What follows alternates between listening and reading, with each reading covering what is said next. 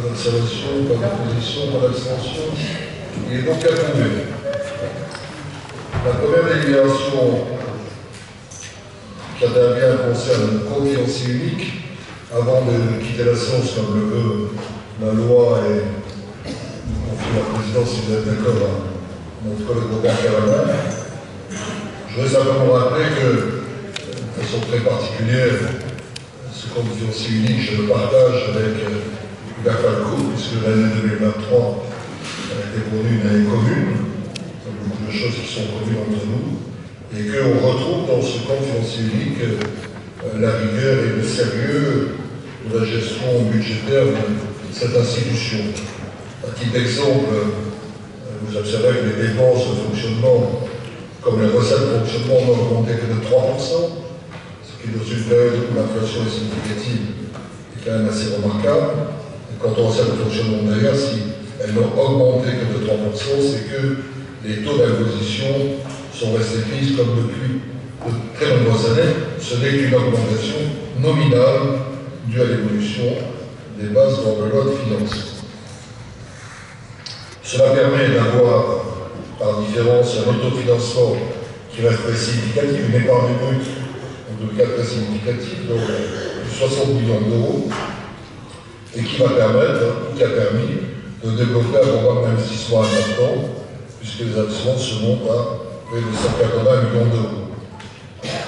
Tout cela se fait dans un climat de très bonne santé financière, puisque l'encours de la dette est maintenu constant comme dans les années antérieures, et le ratio des endettements est à 4,7 ans, ce qui est tout à fait correct et utile pour l'avenir. Voilà, je vais demander, si vous êtes d'accord, proposer que M. Cabana, premier vice-président, préside la séance. Pas d'opposition, pas d'abstention. Si vous êtes d'accord, il la présidera in situ.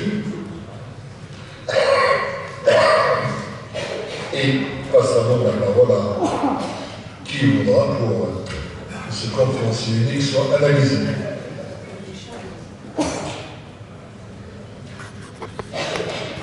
Merci, Monsieur le Président. Je vais céder la parole à M. André Musso, qui va nous présenter les comptes financiers publics de la métropole. Monsieur le Président, mes chers collègues, le premier compte financier unique concerne notre métropole. Il présente un excédent de fonctionnement de 31 77 919 euros et un déficit de la section d'investissement de 13 467 551 euros. Il faut rajouter à l'excédent de fonctionnement l'excédent 2022 de 14 158 284 euros, ce qui nous donne un résultat de 47 236 203 euros. Au déficit 2023 d'investissement, il faut ajouter le déficit capté 2022 soit 13 277 104 euros, soit un déficit cumulé d'investissement de 26 844 euros 167. Il convient d'intégrer les restes à réaliser en investissement, en dépenses 79 852 886 euros et en recettes 93 316 792 euros, soit un déficit de 13 378 770 euros en investissement global et donc un résultat net cumulé excédentaire de 31 857 433 euros. Mes chers collègues, avec vos observations, qui est pour, qui est contre, qui s'abstient, le projet de délibération est adopté. Je vous en remercie. Du compte financier unique du budget annexe transport. On a un excédent en fonctionnement de 1510 euros, un excédent d'investissement de 2 492 euros, le déficit de fonctionnement de 510 euros en 2022 reporté en 2023, et donne un résultat final nul pour la section. À l'excédent d'investissement de 2023, il faut ajouter l'excédent reporté de 2022, 25 240 484 euros, pour des excédentaires en investissement 27 736 644 euros. On doit prendre les restes à réaliser en dépenses 1 479 486 euros et en recettes 10 888 100 euros. Donc le résultat final d'investissement excédant de 37 145 267 euros qui correspond à notre résultat net cumulé du fonctionnement été atteint. Est-il des observations? Oui, s'il vous plaît, Monsieur Cavana. Monsieur Cavana, chers collègues, le compte financier unique est annoncé comme ayant comme objectif de favoriser la transparence et la lisibilité de l'information financière. J'avoue que pour un non-spécialiste comme moi, tout cela reste bien opaque. Dans le budget annexe transport apparaissent des montants globaux, comme par exemple des transferts entre sections pour la modique somme de 12 millions d'euros sans plus de précision, ou une opération patrimoniale de 4 millions d'euros dont l'utilité reste floue. Qu'en est-il vraiment des investissements? La métropole investit-elle dans le TCSP et de quelle manière? Je sais qu'elle a investi dans un navire hybride, mais à chaque fois que je prends le bateau pour traverser la rade, je suis dans des bons vieux diesels, alors que celui qui pourrait faire un peu d'électricité reste à quai. Au niveau des bus, l'hybride qui marche à 80% du temps au diesel ne me semble pas une merveille de propreté, juste une amélioration de 20% et beaucoup de greenwashing. Oui, le transport en commun mérite de vrais investissements, mais je ne peux pas me prononcer pour l'ensemble du budget qui va être présenté avec si peu d'informations. Merci.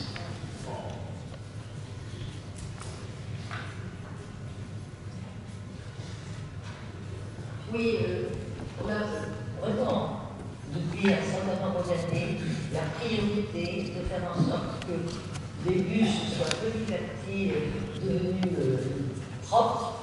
De plus, vous parlez d'investissement, mais on vient là encore d'acheter des bus pour répondre à des appels bus, des bus pour répondre au transport scolaire, qui nous est extrêmement demandé par l'ensemble des communes. On essaie d'y répondre. Donc je pense qu'au niveau des investissements et au niveau de la priorité en ce qui concerne le respect des engagements pris par la métropole, je pense que nous pouvons être fiers de ce que fait la métropole.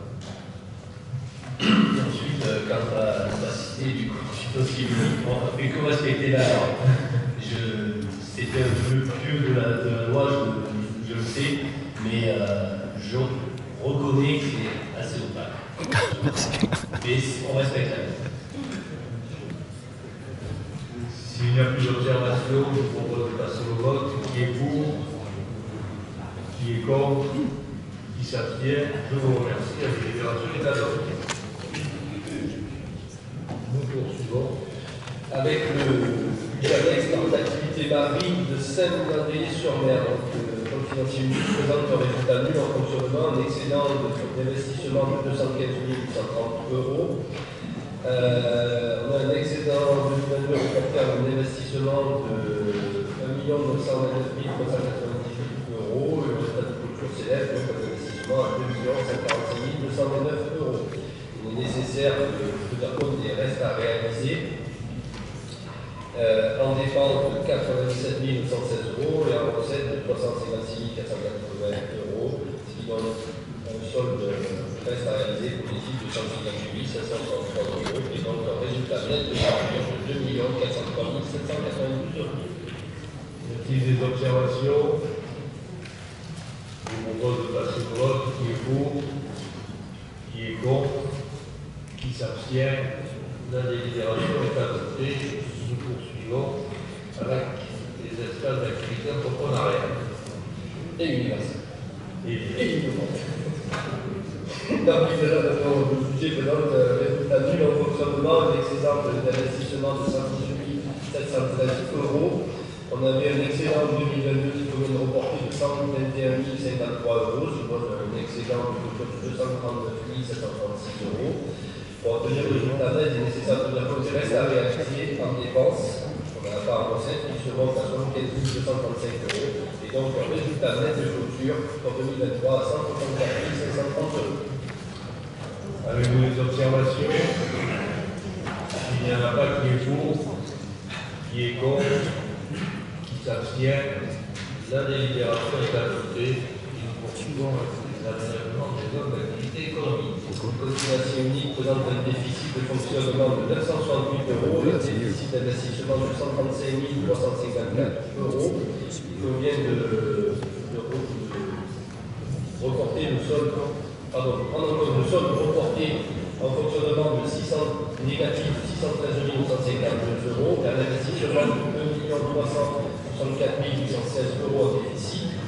donc avec un déficit 2022 ainsi reporté, le résultat de clôture 2023 s'élève en déficit à 2 115 091 euros. Il n'y a pas de reste à réaliser. On est donc un résultat net cumulé déficitaire de 2 115 091 euros pour l'année 2023. S'il n'y a pas d'observation, qui est pour, qui est contre, qui s'abstient, la délibération est adoptée. Bon, l'assainissement. Comme financier unique présente un excédent de fonctionnement de 3 609 467 euros, un excédent d'investissement de 2 29 980 euros. Il convient d'ajouter l'excédent 2022 reporté en fonctionnement de 10 90 59 euros. Donc, résultat excédentaire en fonctionnement de 13 699 726 euros. En investissement, il convient de reporter le déficit de 2022 sur 619 355 euros, ce qui donne un excédent cumulé de 1 410 624 euros en investissement.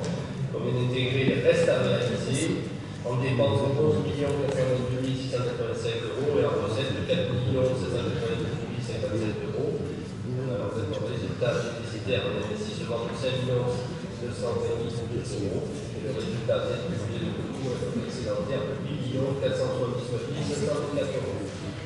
S'il n'y a pas d'observation, qui est pour, qui est contre, qui s'abstient, la délibération est adoptée. Nous poursuivons avec l'assainissement non collectif. Pour l'assainissement non collectif, présente un excédent de fonctionnement de 1 036 euros. Il n'y a pas de section d'investissement. Il convient de rajouter l'excédent de 2022 de 36 875 euros. Et donc, ce qui nous donne un résultat de 37 242 euros pour l'investissement. Un fonctionnement, je n'avons pas de. S'il n'y a pas d'observation, qui est pour, qui est contre, qui s'abstient, la délibération est adoptée. Nous poursuivons avec le budget annexe de l'eau. Oui, alors il convient de budget annexe de l'eau. On a un budget unique pour l'exercice 2023. Il présente un excédent de fonctionnement de 3 207 187 euros, le déficit d'investissement de 7 654 880 euros. Et il nous faut rajouter les résultats de 2022, sachant qu'en 2022, on avait 3 budgets différents, un de DSP Eau, un de Régie de l'eau de Sicourt et un de Régie de l'eau de la Garde. Donc, en ce qui concerne la DSP Eau, qui est excédentaire de 4 341 787 euros, la Régie de l'eau de Sicourt était déficitaire de 1 262 365 euros, et la Régie de l'eau de la Garde est excédentaire de 1 380 045 euros. Sur un total reporté de 4 461 465, ce qui donne un résultat cumulé total en fonctionnement de 7 669 453 euros. En investissement, il convient de faire la même chose. Le DSP est excédentaire de 3 104 730 euros. La Régie de l'eau de Sicourt est excédentaire de 1 743 110 euros. Et la Régie de l'eau de la Garde est déficitaire de 453 350 euros. Sur un total reporté de 4 014 829 euros, qui donne un déficit cumulé total en investissement de 3 570 33 euros. On vient de rajouter les restes à réaliser en dépenses pour 5 413 135 euros, en recette pour 3 168 913 euros. On a donc un résultat final d'investissement déficitaire de 5 113 106 et le résultat net cumulé pour 2023 est excédentaire de 1 856 347 euros. S'il n'y a pas d'observation, on passe au vote. Qui est pour, qui est contre, qui s'abstient, la délibération est adoptée. Nous passons à l'annexe du corps métropolitain.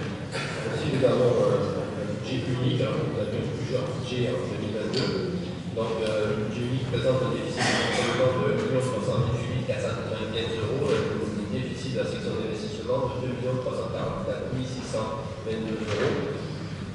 Il faut rajouter au déficit de 2023 les résultats de fonctionnement reportés de différents bords. Donc, légalement, l'excédent de 116 108 euros, la marque de chère, l'excédent de 946 euros, le porte-rôle 5 753 926, la tour-fondue 31 759, cette aide 42 809 euros, le lazaret 802 952 et le bonus de client 789 738, soit un total reporté de 8 733 780 euros.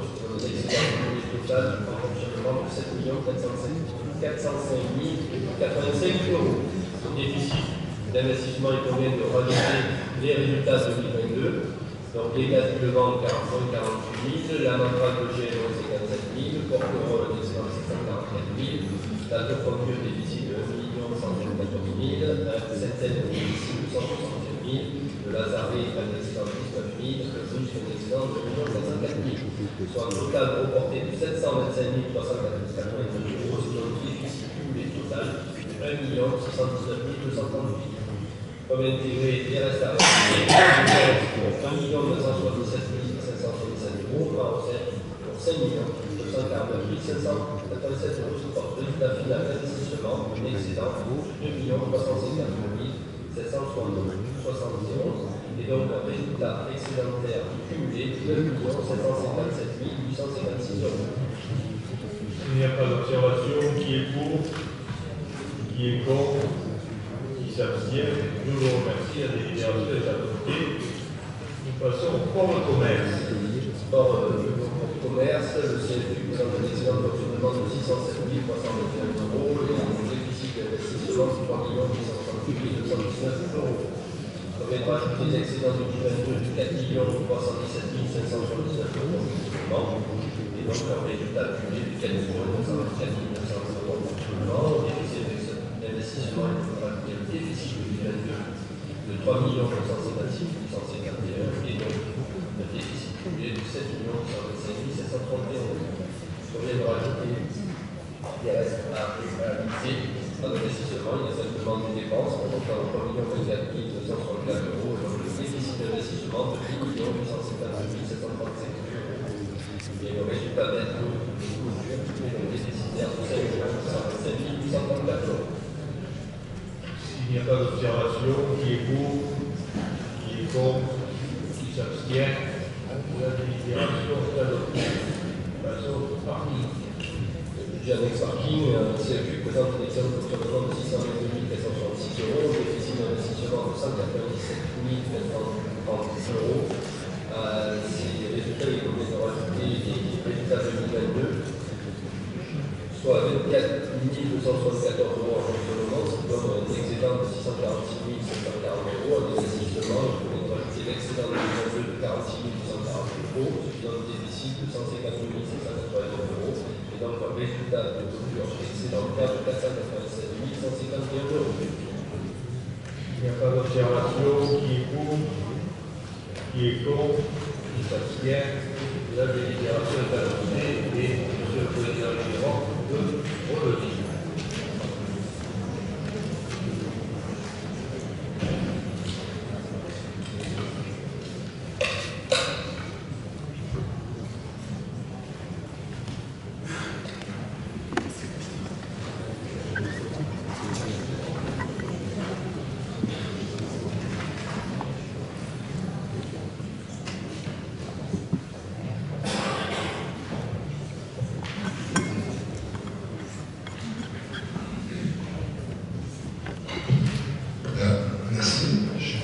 relever.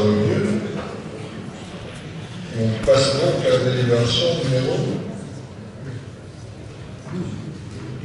18. La 12, budget principal, affectation des frais du compte financier. Monsieur Musso. Oui, je vous propose d'affecter le résultat du budget principal. On espère que le compte financier unique n'est pas été rejeté parce que ça connaît l'institution. Moi, je l'ai dit. Je vous propose d'affecter à la section d'investissement 30 000 euros et à la section de fonctionnement 15 236 203 euros. En observation, l'affectation sera ainsi décidée. Budget annexe assainissement, affectation de résultat. Pour le budget annexe assainissement, je propose d'affecter à la section d'investissement 5 millions d'euros et à la section de fonctionnement 8 699 526 euros. En observation, c'est donc approuvé. Budget annexe de l'eau. Je propose d'affecter un investissement 4 millions d'euros et un fonctionnement 3 669 453 euros. L'observation est donc ainsi décidée. Corps métropolitain. Je propose d'affecter un investissement de 3 millions d'euros et un fonctionnement de 4 405 085 euros. Même vote. Je vous remercie. Plan de commerce. Je propose d'affecter un investissement de 1 million d'euros et un fonctionnement de 3 904 900 euros. Même vote. Je vous remercie. Parking métropolitain. Je propose d'affecter un investissement de 200 000 euros et un fonctionnement de 446 740 euros. Je le vois qui est pour.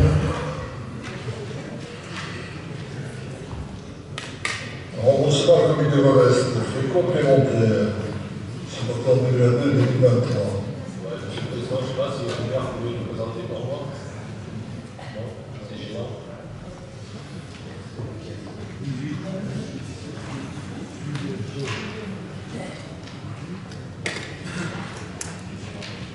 Alors, la délibération avait été affectée à M.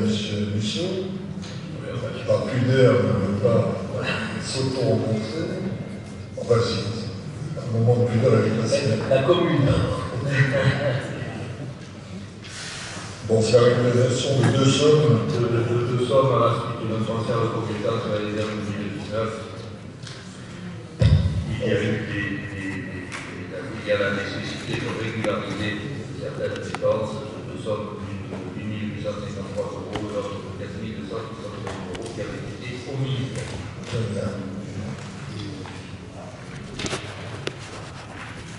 Qui est pour?